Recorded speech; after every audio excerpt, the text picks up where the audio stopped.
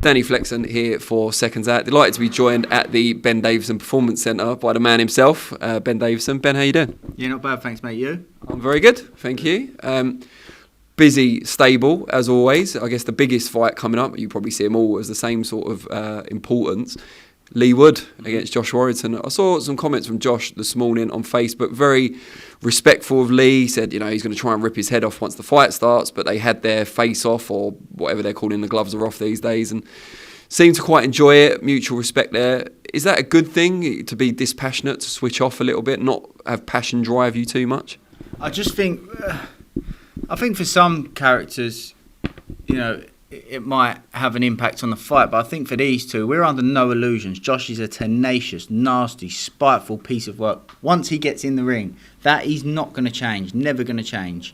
And for us to underestimate him because he's polite and well-mannered outside of it is ridiculous. And it's the same for Leigh Wood, really nice, polite lad. But when he gets in there, his job's to do the same as what yours is. So I just think it's nice to see. I think it's respectful. I think it's how boxing should be handled. They're good people. They are good people. I've said it numerous times. I'm actually a fan of Josh Warrington. But like you said, at the end of the day, it's business, and that's all it is. Once that bell rings, emotions go out the window, and he's there to try and take Leigh's head off. So Leigh's in there to do the same. What do you think is key to the fight from Leigh's point of view, without giving too much away? But what are the things that, if you see them working early on, it's going to be an easier night? Yeah, I don't think you're going to get an easy night with Josh Warrington. I don't think anybody ever has had an easy night with Josh Warrington. I know there's the talk of him slowing down, all the rest of it. I just think it's absolute madness. I don't know where that's coming from. Lopez is on an amazing run. Yes, Lara stopped him. I think it's a bad style matchup for Josh, first and foremost. But at the same time, Lara's a big puncher himself. He hurt Josh really bad. Fight possibly could have been ended in the fourth, but it wasn't. And he still got through to the ninth round. Like, he's an animal, absolute animal. Balls are still tough as they come. Bundles of heart. And I just don't think no matter what, you're going to have an easy night. I think that there's going to be a point in the fight where Josh is obviously tenacious. He's known for, his tenacious attacks and how, tenacious, I suppose, is the right word. How tenacious he is, but there's going to be a point in the fight where a decision has to get made. There's no, there's no hiding, and Josh is going to be fully aware of it. Leigh will look to bring him onto one when he's rushing in, and Leigh punches hard enough that is a potential fight ender. There's no doubt in my mind. However, there'll be a decision that gets made from Josh. Do I risk continually keep rushing to close the gap? Or do I have to, think twice about that and take a different approach? I don't know if they'll be prepared for another approach, because they'll be looking at, we're going to dominate once we get up close. That's what they'll be looking at. But it's getting close. There's going to be the problem if that's too reckless and too, that's a potential scenario there that if that keeps presenting itself, I can see Leigh stopping Josh if he just consistently keeps attempting to quickly try and close that gap. Whether they'll look at working on other things and other approaches, I don't know, but I think that in a nutshell is a huge element of the fight. We're not making no bones about it. Do you know what I mean? I think it's quite clear what both guys. Do you know what I mean? I'm not giving away any secrets. I think both guys are going to know what both guys are looking to do. So yeah, I think that's a key area of the fight. What decisions get made there is going to determine how the fight plays out. And you mentioned Maurizio Lara there, the two fights with Leigh in the rearview mirror now, so you can tell us, what were the major adjustments that Leigh needed to make from the first fight to the second? Yeah, I think that, so I actually said this after the fight, there was a lot of focus on, so from our point, and this is a point from us as well, we're very aware of an adjustment that we had to make was the same thing. We anticipated Lara to be rushing in a lot more than he did. I think he did early on, got caught with a shot early, got caught with a counter early on, and I think he gained a lot of respect for Lee's power. He, said after the fight straight away about it, and that tamed him. But then he went on the counter himself, and I think that adjustments had to get made there for us because he wasn't rushing in as much as we had anticipated, and we made a couple of adjustments there that ended up being the difference in the rematch. Another fighter of yours that was in the gym today, Leigh Wood, we saw earlier, Billy Joe Saunders, on the comeback trail, apparently. What have you seen from him while he's getting his fitness back and so on? Does he still have the hunger? Does he still have the timing and so on? Yeah, it's just consistency. Look, you can chuck him in the ring and spar, and he'll always be able to box. He'll never be a million miles away from what he's capable of. It's just a case of his weight is a huge factor. Obviously, everybody knows about that, and that's going to come with being consistent in things outside of the gym, nutrition, diet, consistently putting the work in to gradually bring that weight down, and as long as that's being done, I can't see there being an issue in that comeback happening at all. You've known Billy for longer than most people in boxing. What do you think it takes for him to have that discipline outside of the ring in terms of his diet and so on? What does he need, a carrot? Does he need a fight date? What works with him usually? I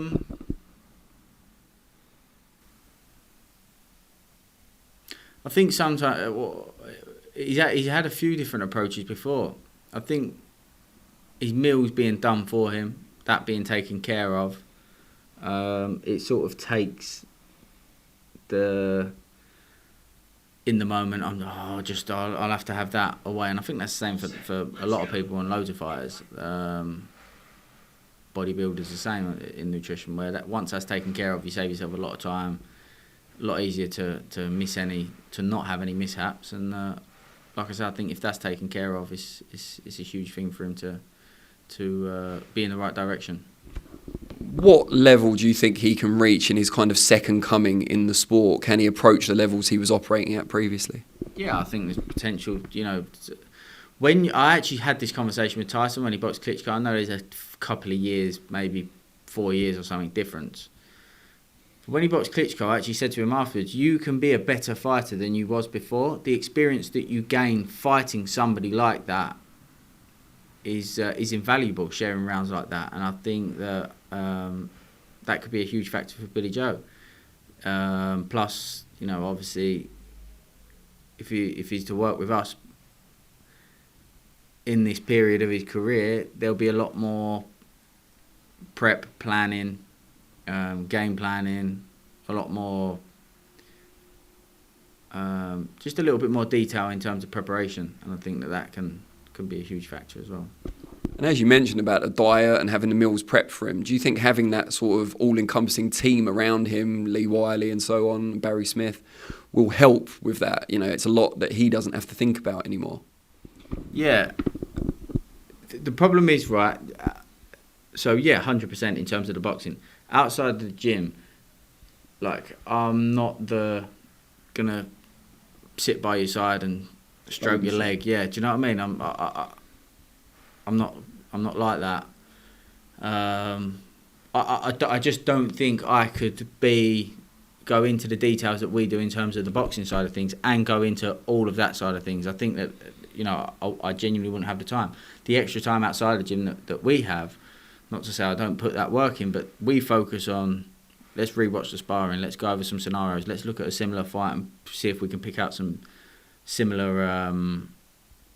similar examples of what we want to see or what they do, what this fighter does that we want our fighter to do, and a good example of to show them that's the extra work outside of the gym that we do. Not, I wouldn't be so much, let me sit by his side and, do you know what I mean, just be a childminder type thing. Now, we know... not saying that Billy Joe is a childminder, do you know what I mean? But... That won't be the headline, I promise. But, I think the fighter has to put themselves in the fully commitment role of, I'm going to get all these areas covered. Now, he's planning to come back, Billy Joe, at light heavyweight. Also, we've been led to believe 175.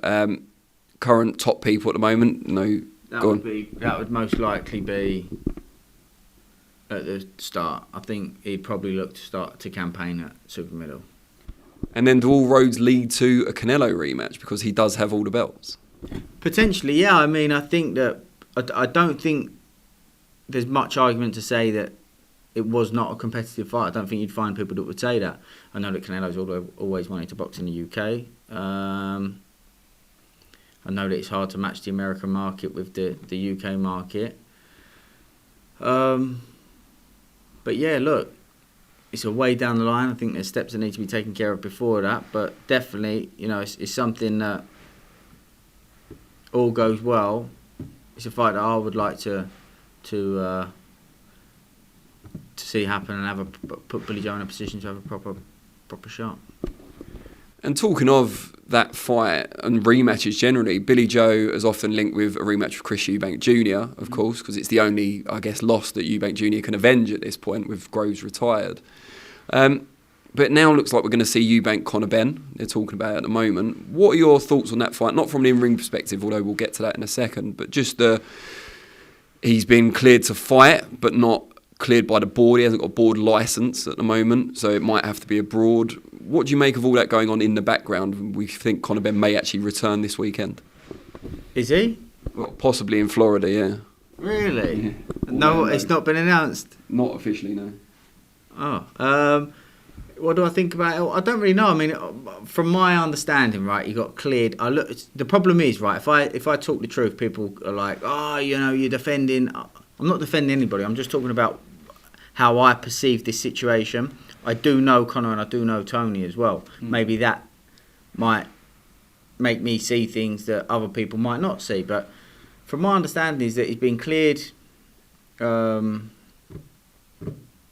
He was cleared from... Who was it that cleared him? So it was an independent panel who appointed by UCAD.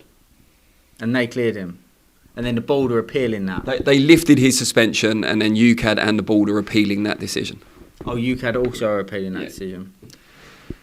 Yeah, I mean, it's difficult, isn't it? Because there's a lot of people that will say, oh, he's let off because of this or let off because of that. But just from my understanding, I think that it's probably cost him a fortune. Would he have gone this far into it if he had cheated? Would he have risked going through all these extra tests to try and prove himself if he had cheated?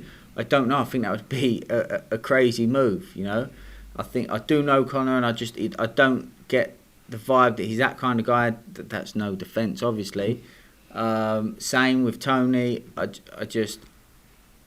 I also do know how hard he works, and I do also think there's an element of fighters that, again, I keep talking about this with this fight with Leigh Wood and Josh Warrington. I think there's a lot of fighters that are probably frustrated to see where Conor has got to because they perceive themselves to be more talented than him.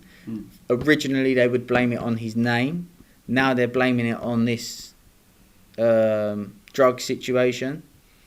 However, I've seen how hard he works, how committed he is, and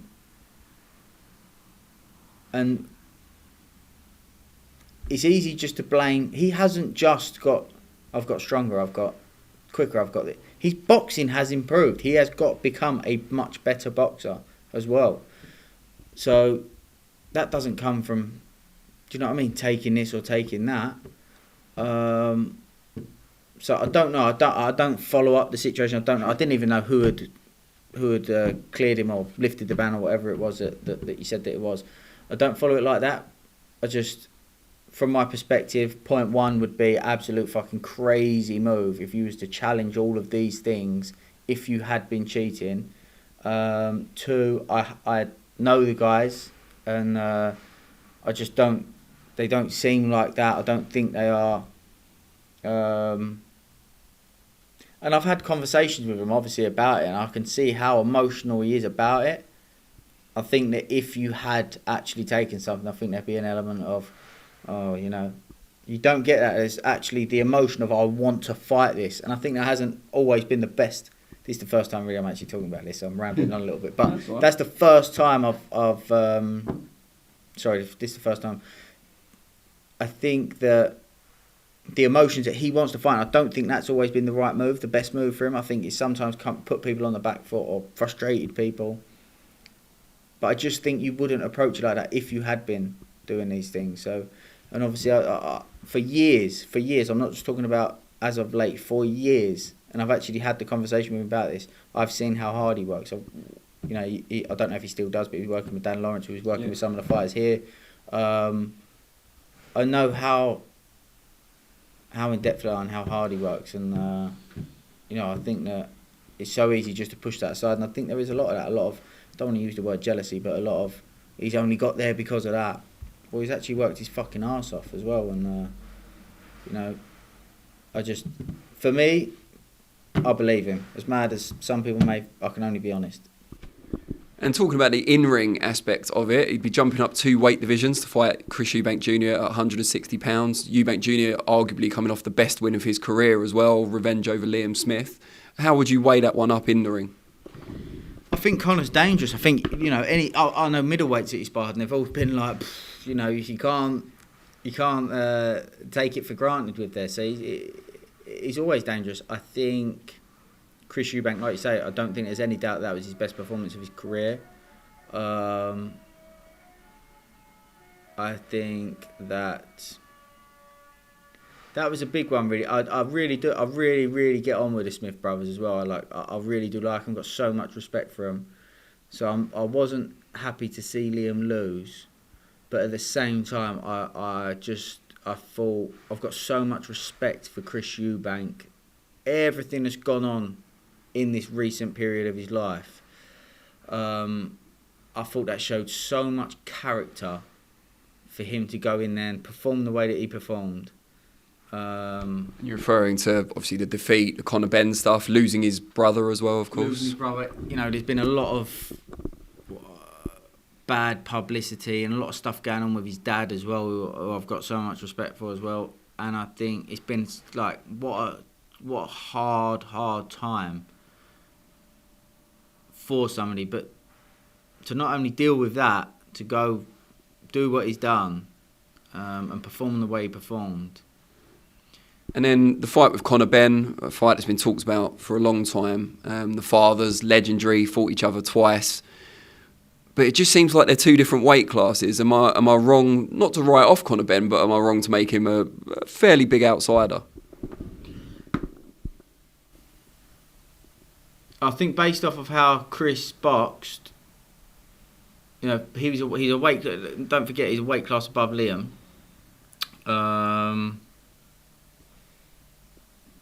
I don't think he would probably approach the fight in the sense that I'm going to get close, use my physicality to try and win that fight. So I think the actual weight might not be as big of a factor as people would anticipate. I think the speed, advantage, quick change of pace that Conor's got could be a huge factor, and he's dangerous on the counter as well. Very dangerous. Just finally, I know there's other people who want to speak to you. You faced a lot of scepticism early in your career from mostly outside the boxing community, but probably a little bit within it as well. When you started working with Tyson Fury, I don't think people realised how long you'd actually been working with boxers previous to that.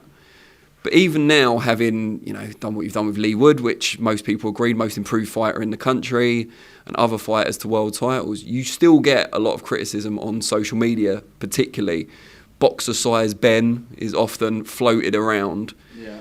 Does it still, or did it ever bother you? And do you think there's a group of hardcore fans, or trolls you might call them, that will never accept you regardless of what you do? Yeah, I think that's part of, no matter what you do, I think that's part of life, part of, I wouldn't say part of boxing, it's part of life, no matter what you do. So it almost was a bit of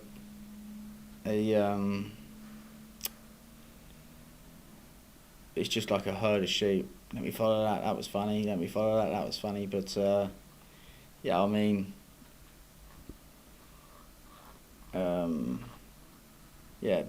the work speak for itself, innit? So I don't really mind about that. I think that no matter what, you're going to have critics. So But at the same time, there's a lot of support. You know, I get a lot of people that talk really well, and a lot of fighters that want to come and work, and a lot of fighters that will ask for advice. And I think that he's probably that obviously means more than, you know, a quality fighter wanting to come through the door means more than someone on Twitter trying to make a joke and thinking it's funny. So yeah, I don't really, maybe at a certain point there's nowhere near as much as that now, but it's something new, isn't it? When someone new comes on the scene, I think there's always a little bit of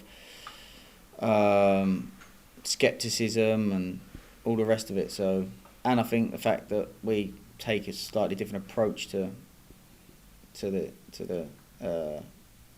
boxing coaching side of things, you know, it probably doesn't go down well. I think new things, new ideas never really do they? Do you see, and I said it was the last one, this one will be, but do you see some of the new stuff you've brought in or stuff that you do that's different? Have you seen that since getting used by other trainers and coaches? Yeah, for sure. I think there's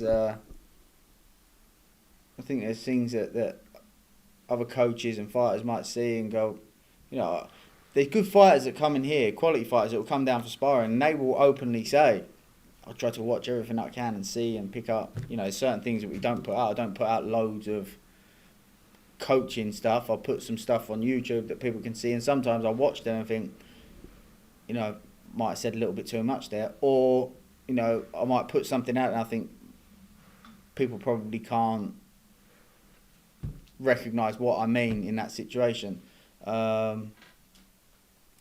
But yeah, I definitely see fighters, and when they come down and they want to talk, and I'm more than happy to always explain, or sometimes sparring partners will come without a coach and I'll say, look, this is happening because of that, maybe you should try this, and not in a way of that'll be good for my fighter, do you know what I mean, but in a sense of, if you can figure out what my fighter's doing, my fighter's now got to have another approach, he's got to make an adjustment. I want to see that. So yes, it's good, and no, it's my passion. I enjoy helping people get better, and especially when I can see that they want to get better. So yeah.